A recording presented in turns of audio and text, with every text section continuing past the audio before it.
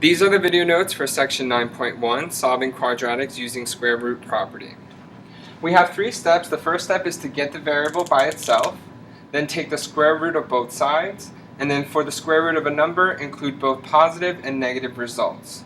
If we take a look at our first example, the variable is by itself with no coefficient in front.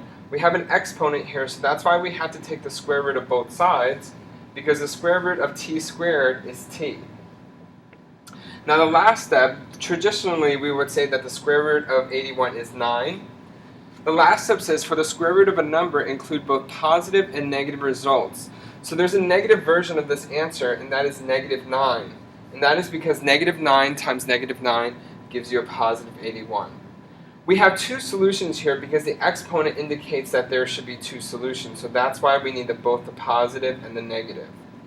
Some professors will have this symbol written down, and we read this as plus or minus 9. So you can write your final answer either way. I will be writing all my answers in this format. So for the next example, we take the square root of both sides. Y is equal to plus or minus root 15. The reason why the 15 stays in the radical is because there is no perfect square factor, so we can't simplify root 15, so we just leave it the way it is. In our next example, we're going to take the square root of both sides. A is equal to plus or minus square root of 12. You know that the square root of 12 can be simplified, so we have A equals plus or minus. We're going to break it up into 4 and 3. So that would be plus or minus 2 root 3. So A is equal to plus or minus 2 root 3. In our next example, the variable needs to be by itself, so what we're going to do is we're going to treat this as if it was a one-step equation. I'm going to add 48 to both sides. So the x squared is equal to 48. Then we follow what we did before. We're going to take the square root of both sides. X is equal to plus or minus. And we're going to break it up right now. This is 16 and 3. So I get plus or minus 4 root 3. In my next example, I'm going to subtract 25 on both sides.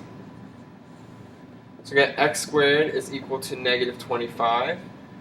When I take the square root of both sides, I get x is equal to, since we cannot take the square root of a negative number, we write no solution.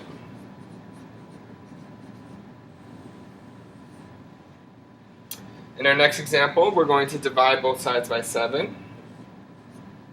T squared is equal to 3. Then take the square root of both sides. T is equal to plus or minus root 3. In this example, we're going to subtract 25 on both sides.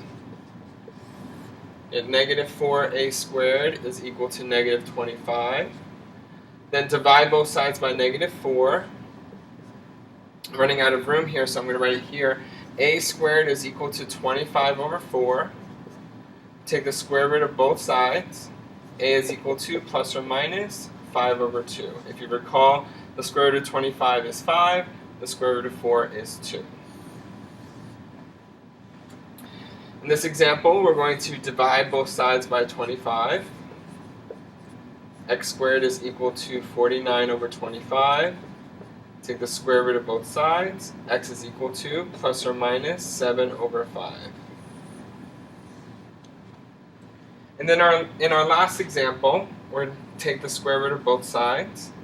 X is equal to plus or minus 2 over root 7. Here, if you recall, we have to rationalize the denominator. So we're going to multiply it by 1 in a clever way.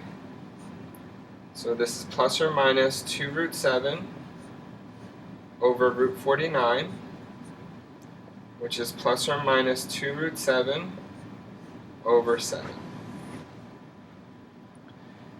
In this next example, we have the quantity m plus 3 squared is equal to 6. We're going to actually treat it as if it was m squared is equal to 6. So let's do this one first. We take the square root of both sides, and then we get m is equal to plus or minus root 6. Now, in the steps it says get the variable by itself. we can't actually touch this, and we have to leave it alone because we can't subtract 3 on both sides because this plus 3 is inside the parentheses with the m. So we're going to treat this as one entity, and we're going to take the square root of both sides. If you recall that the square root of anything squared is equal to the anything, so the square root of m plus 3 squared is m plus 3 equals plus or minus root 6. Now we're going to solve for m. Now we're going to subtract 3 on both sides. So m is equal to negative 3 plus or minus root 6. The reason why I write radical 6 at the end is because that is how we write our final answers with radicals and constants. We always put the number first, followed by the radical after. In our next example, we're going to do the same as we just did. We're going to take the square root of both sides.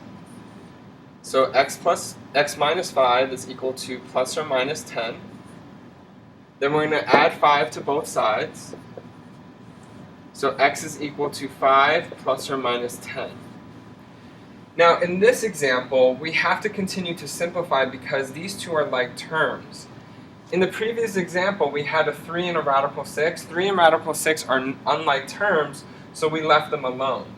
So this one, if you recall, the plus or minus symbol means 5 plus 10, comma, 5 minus 10. So 5 plus 10 is 15, 5 minus 10 is negative 5. So x is equal to those two solutions. In our final example, we're going to multiply both sides by 5. So we get m plus 3 squared is equal to 10. Then we're going to take the square root of both sides. M plus 3 is equal to plus or minus root 10. Then subtract 3 on both sides. N is equal to negative 3 plus or minus root 10.